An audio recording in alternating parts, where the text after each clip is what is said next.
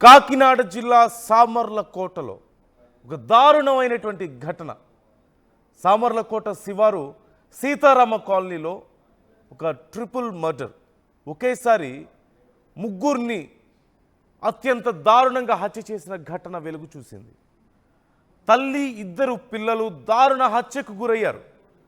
ఇంట్లో పడుకొని ఉండగా, నిద్రపోతుండగా బలమైన ఆయుధంతో తలలపై కొట్టి అత్యంత దారుణంగా హత్య గావించబడ్డారు.